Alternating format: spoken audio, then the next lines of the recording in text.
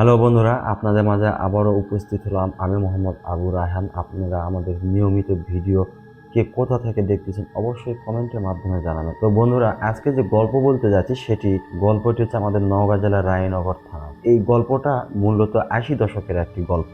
আমাদের রায়নগর থানা থেকে কিছু দূর যাওয়া লাগবে, বেলঘরিয়া থেকে হাতের বাম দিকে গেলে সামান্য কিছু গেলে তখন সেই সময় ওখানে কিছু জিয়ানি অর্থাৎ জেলেরা বাস করতো। তো তখন সেই আমাদের গ্রাম্য ভাষায় বলা হয় যে জিয়ানি পাড়া। তো তখন সেই সময় ওই জিয়ানি পাড়াতে কিছু লোক বসবাস করত এবং তারা প্রতিনিয়ত মাছ মারত। এবং সেই বেলঘরিয়া থেকে হাতের ডান দিকে বিলের মধ্যে একটা ঈদগাহ মাঠ পাওয়া যায় এবং ঈদগাহ মাঠ থেকে মনে করেন যে সামান্য একটু দূরে একটা ফাঁকা জায়গায় বটের গাছ পাওয়া যায়। বটের গাছটা বেশ চারিদিকে তার লতা ডালপালায় ছেয়ে গেছে।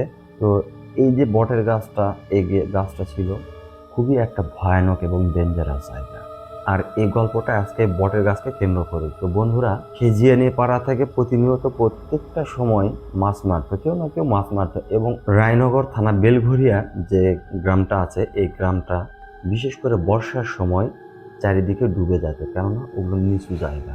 এই জিয়ানি পাড়ার বেশ কয়েকটা লোক ছিল যারা রাতের বেলা মাছ মারত। তো তিনজন সেই দিন রাতের বেলা মাছ মারার জন্য একসঙ্গে বের হয়। রাত তখন আনুমানিক 10টা। হাতে ছিল শুধু তিনজনা কারেন্ট জাল এবং পকেটে এক প্যাকেট করে বিড়ি এবং একটি করে গ্যাস লাইট সবার ছিল। তো তখন সেই সময় 80 দশকে এক প্যাকেট বিড়ির দাম মাত্র 1.5 টাকা, 1 টাকা, 2 টাকা এইরকম ছিল। 2 টাকা তো ছিলই না, সাধারণত 1 টাকা প্যাকেটই বিড়ি ছিল। আর তখন মানুষ বিড়ি বেশি খেত, আর সিগারেট তখন ছিল 50 পয়সা করে। তো যাই হোক বন্ধুরা, ডিঙি নৌকা নিয়ে রওনা দেওয়ার পর তিনজনে এক সিরিয়ালে জাল ফেলতে ফেলতে ফেলতে ফেলতে চলে যায়। যাওয়ার পর একজন সে ভুল করে সে বটের গাছে ওই সাইড থেকে জাল ফেলতে ফেলতে চলে যায়। তো দক্ষিণ দিকে যখন চলে যায়, যাওয়ার পর তার সম্পূর্ণ জাল ফেলানো হয়ে গেছে। তিনজনে জাল ফেলানো কমপ্লিট এবং তিনজন দেখতেছে, কিন্তু কথা বলবে হয়তো জোরে কথা বলা লাগবে, তাহলে শব্দটা শোনা যাবে কথা। তো এরকমভাবে যখন জাল ফেলা শেষ, তিনজন এক জায়গায় বসে থাকে, সেই বিলের মাঝখানে বসে থেকে গল্প করতেছে এবং বিড়ি খাচ্ছে। বিড়ি খেতে খেতে খেতে এক পর্যায়ে যখন মোটামুটি 2-2.5 ঘন্টা তারা সেখানে অতিবাহিত করে এবং গল্প করার পর তারা তিনজনে বলে, চলো এখন যা জাল তুলি। তিনজন যে মাথার থেকে জাল ফেলানো শেষ, জালের শেষ মাথা, সেই মাথার থেকে তারা জাল তোলা শুরু করছে। তো যে লোকটা বটের গাছ থেকে মানে বটের গাছে কিছু দূর থেকে চলে গেছে দক্ষিণ দিকে, সেই লোকটা তখন ওই মাথার থেকে জাল টানে টানে তুলতে তুলতে চলে আসতেছে। যতই সে জাল টানতেছে এবং তুলতেছে, ততই তার জালে মাছ ধরা পড়তেছে। এত পরিমাণে মাছ ধরতেছে সে, মানে এক পর্যায়ে সে জাল তুলতে তুলতে তুলতে তুলতে অনেক দূর পর্যন্ত চলে আসার পর সে তার যে নৌকাটা আছে, ডিঙি নৌকা, এমন এক পর্যায়ে গেছে যে তার ডিঙি নৌকাতে মাছ যে রাখবে এইরকম জায়গা আর নাই। তো এক পর্যায়ে সে জাল তোলা কিন্তু তার শেষ হয়নি। তো জাল এক পর্যায়ে সে তুলতে তুলতে আর বেশ কিছু দূর গেলে তার জালের শেষ প্রান্তে চলে আসবে। তো ঠিক সেই সময় যে ঘটনাটি ঘটে, বন্ধুরা যারা আমাদের চ্যানেলের নতুন এবং যারা পুরাতন দর্শক আছে, অবশ্যই আমাদের এই গল্পেতে একটি করে লাইক ও কমেন্ট করতে ভুলবেন না। যারা নতুন আছেন তারা অবশ্যই চ্যানেলটি সাবস্ক্রাইব করবেন এবং পাশে থাকা বেল আইকনটি বাজাতে ভুলবেন না। তো বন্ধুরা, সেই সময় জালটা যখন তুলতে তুলতে এক পর্যায়ে বেশ কিছু দূর গেলে সে বটের গাছ। তো তখন তার মনে নাই যে রাত গভীর হয়ে গেছে এবং সামনে সে বটের গাছ। এই জিনিসটা সে লক্ষ্য করতে ভুলে গেছে। মনে মনে ভাবতেছে সে যে আজকে এত মাছ পাইছি, এই মাছগুলো তো বাড়িতে নিয়ে যাওয়া সম্ভব না। তাহলে মাছগুলো কি করি? মাছগুলো ডিঙি নৌকাতে পলিথিন দিয়ে ঢাকে, আমি বাড়ি যাব, ভোরবেলা আবার চলে আসবো। সে এইরকম করে ভাবতেছে। ভাবতে ভাবতে এক পর্যায়ে শেষের অংশে তখন সে দেখে হঠাৎ করে সেই সময় তার বটের গাছের দিকে লক্ষ্য যায়। যাওয়ার পর দেখে সে ঠিক এত বড় বড় এক একটা আগুনের গোলা, মানে 3টে আগুনের গোলা, কেউ গাছ থেকে নিচে যাচ্ছে, কেউ নিচ থেকে উপরে আসতেছে, কেউ মাটির পরে মিশে যাচ্ছে, আবার কোনোটা হয়তো উপরে উঠেছে, এত পরিমাণে উপরে উঠে যাচ্ছে যে খালি চোখে আর দেখা যাচ্ছে না। আবার যখন পড়েছে, সাঁই করে মাটির থাপাস করে পড়ে সেই আগুনের গোলাগুলো মিশে যাচ্ছে। এই জিনিসটা না লক্ষ্য করে সে অবাক হয়ে যায় তখন তার ভিতরে একটা আতঙ্ক বিরাজ করে। হায় সংকট, আমি তো ভুল করে চলে আসছি বটের গাছের দিকে। এই কথা যখন তার ভিতরে যখন ভাবা শুরু হয়ে যায়, তখন তার মধ্যে একটা আতঙ্ক বিরাজ করে।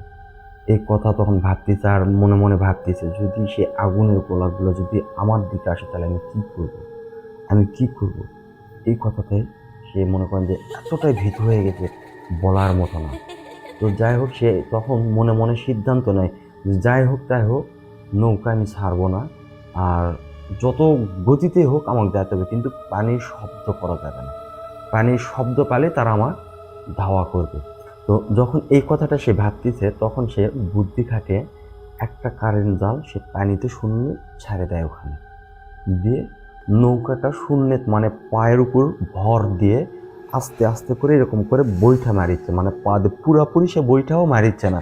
কেননা পানি যদি শব্দ হয়, ছপ করে একটা শব্দ যদি হয়, তাহলে সে আগুনের গোলা বুঝতে পারবে আর তার দিকে ধাওয়া করবে। এই জিনিসটা যখন সে মাথার মধ্যে ঢুকাবে, তখন আস্তে আস্তে করে মানে বৈঠা মারা শুরু করেছে, পানির শব্দ যেন না হয়। এক পর্যায়ে সে বটগাছ থেকে বেশ কিছু দূর যখন গেছে, হঠাৎ করে তার বইটাটা এইরকম করে যখন জোরে একটা মারছে, থাপ করে একটা শব্দ হয়। থাপ করে যখন শব্দ হয়, তখন সে আগুনের গোলাগুলা স্তব্ধ হয়ে যায়। তিনটা এক সিরিয়ালে দাঁড়ায় গেছে, পিছনে তাকায় দেখে সে আগুনের গোলাতে দাঁড়ায় গেছে। এই জিনিসটা না দেখে সে তখন পুনরায় আরও তার শরীরে শক্তি দিয়ে বৈঠা মারা শুরু করেছে। বইটা মারতে মারতে তখন এই ছোট যে নৌকার মানে লগি ছিল, বাঁশের লগিগুলো, তখন ঠেলা শুরু করেছে, মানে একটা করে ঘা মারে আর 15-20 হাত দূরে চলে যায়। তো এইরকম পর্যায়ে তখন সে পকেটে হাত দিয়ে দেখে, তার পকেটে মানে বিড়ি ছিল মাত্র একটা আর গ্যাস লাইট।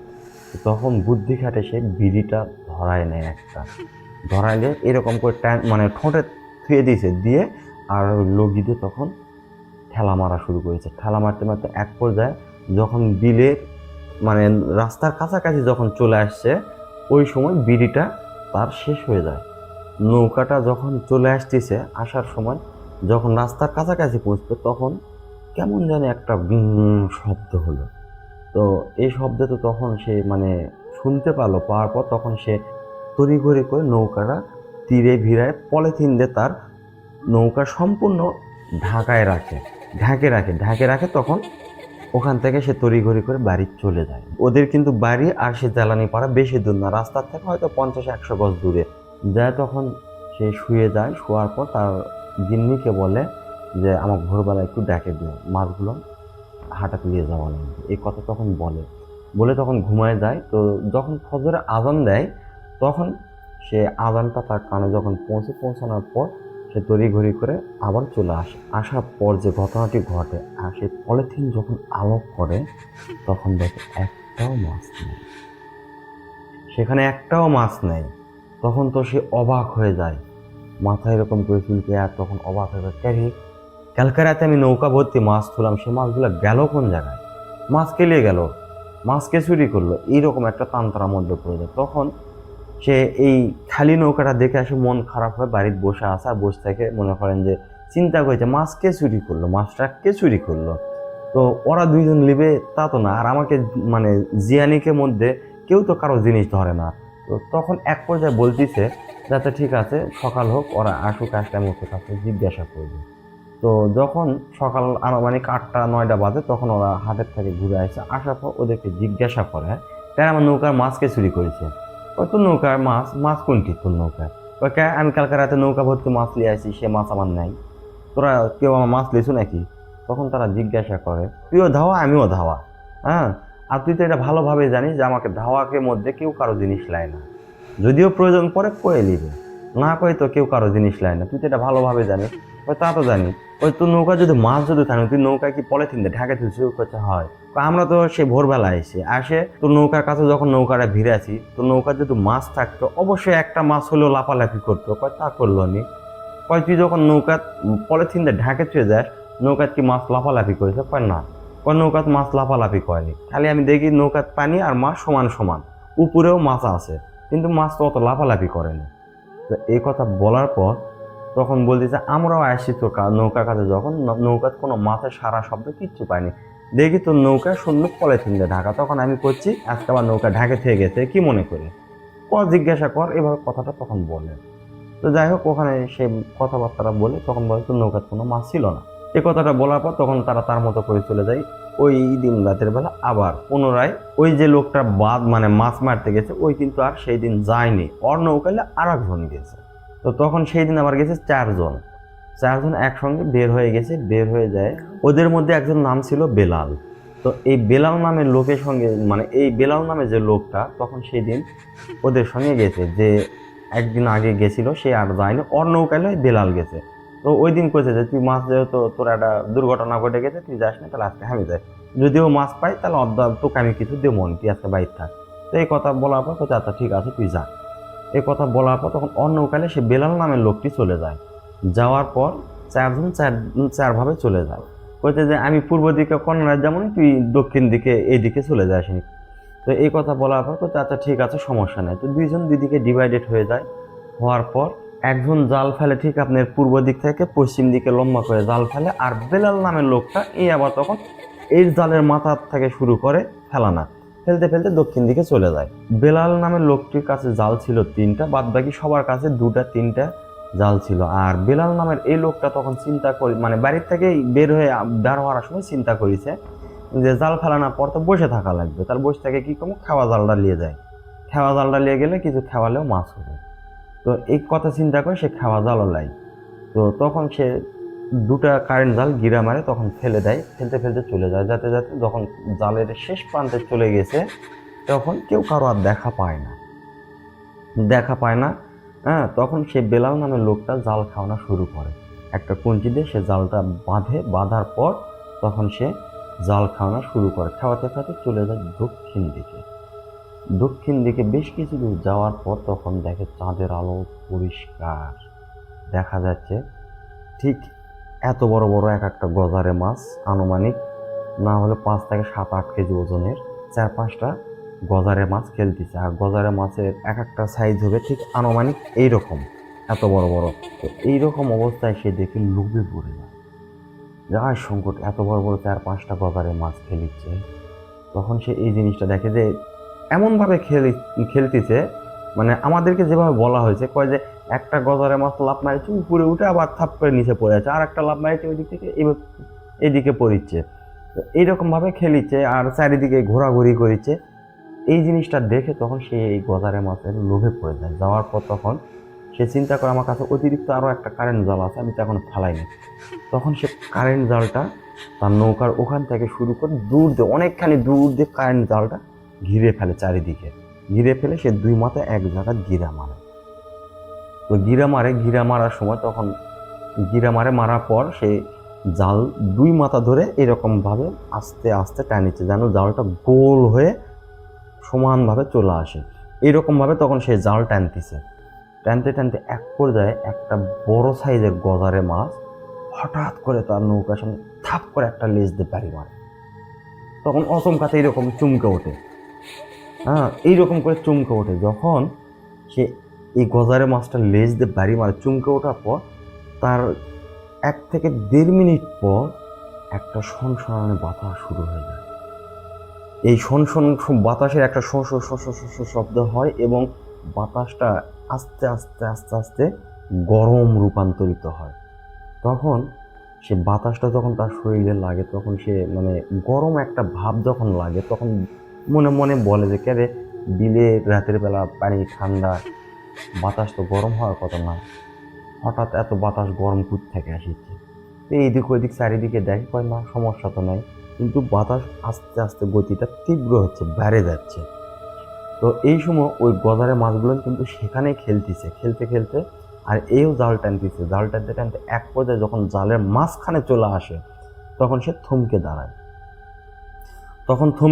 এবং সে নৌকার মাথাতে দাঁড়ায় দেখে যে গজারে মাছগুলো তখনও পর্যন্ত খেলিচ্ছে। সে একটা মাপ করে নেয় যে আমি যে জালটা মারবো এই জালের থেকেও যেন 2-4-5 হাত দূরের যেন জালটা থাকে। সে এইরকম একটা আনুমানিক করে নিয়ে সেই খাওয়ানো জালটা আঙ্গুলের দড়ি বাঁধে তখন জালটা হাতে গোছায় নেওয়ার পর সে পজিশন নিবে যে জাল মারবে। এই সময় বাতাসের গতি আরও তীব্র হয়ে যায়, নৌকাটা তখন আস্তে করে অন্যদিকে ভাসে যেতে লাগে। তখন সেই জালটা আবার থই ওখানে দিয়ে নৌকার যে লগি আছে লগিটা মাটিতে পুঁতে দেয়। দেওয়ার পর তখন সেই দড়িতে বাঁধে। বাঁধার পর যখন আবারও পুনরায় খাও মারবে, ঠিক আচানক এই সময় সে বাতাসের গতি আবারও তীব্র হয়। তখন সে চারিদিকে দেখে যে বাতাস তো কোনো দিকে না, এই দিকে বাতাস, কারণটা কি? তো এই চিন্তা করতেছে, আর ওই দিকে দেখতেছে যে গজারে মাছ তখনও খেলতেছে। যা হয় হোক, একটা খাও মারি। ঝড় তো ওঠেনি, বৃষ্টি তো হচ্ছে না, বাতাসই তো। তো যখন এইরকম করে যখন সে খাওটা মারবে, ঠিক ওই সময় 4-5টা মাছ চট করে উপর দিকে লাফ মারে। লাফ মারা মাত্রই 3টা মাছ আগুনের গোলায় রূপান্তরিত হয়। 3টা মাছ আগুনের গোলায় রূপান্তরিত হয়। ঠিক এই বড় বড় আগুনের গোলা 3টা উঠে তখন সাঁই করে বটের গাছের দিকে পড়ল। যখন এই আগুনের গোলাগুলো যখন মাছটা উপর দিকে লাফ মারে, আর মারা মাত্র যখন আগুনের গোলা হয়ে যায়, তখন তো সেই বেলাল তো মনে করেন থাক হাতের থেকে জাল ফেলে দেয়। এই সংকট আমি এটা কি দেখলাম, আর ভিতরে একটা ধুকপুক ধুকপুক শুরু হয়ে গেল। সে মানে খুব একটা টেনশনের মধ্যে পড়ে গেলাম, আমি কি ভুল জায়গা চলে আসলাম নাকি? তো তখন দেখে সে আগুনের গোলাগুলো ওই বটের গাছের যা পড়লো 3টায়। এই 3টা আগুনের গোলা যখন বটের গাছের উপর পড়লো, তখন সে ভিতরে কেমন যেন একটা অস্থিরতা শুরু হয়ে গেছে। সে এতটা ভীতু হয়ে গেছে যা বলার মতন না। তো তখন সে তড়িঘড়ি করে জালটা ওখানে রাখে, নৌকার ওই যে লগিটা আছে লগিলে এক ঠেলা মারা শুরু করলো।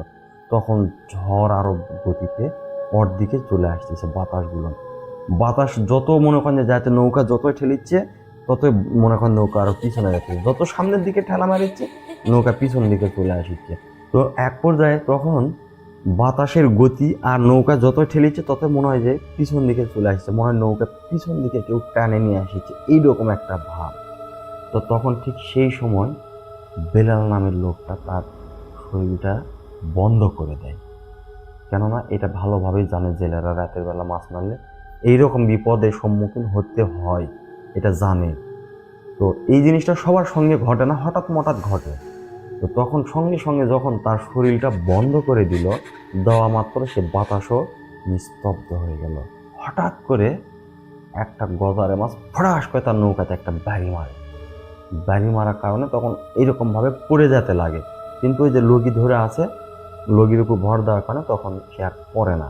এই যে গজারে মাছটা বাড়ি মারলো এবং এই যে আগুনের গোলা উঠে গেল, এগুলো কিন্তু ভিন্ন একটা জিনিস। তো যখন এই জিনিসটা বুঝতে পারে, তো তখন সঙ্গে সঙ্গে তার শরীরটা বন্ধ করে নেয়। বন্ধ করার কারণে তারা আরও রাগান্বিত হয়। তার ক্ষতি করতে চাইছিল কিন্তু ক্ষতি করতে পারলো না, ইতিমধ্যে সে শরীরটা আগেই বন্ধ করে দিল।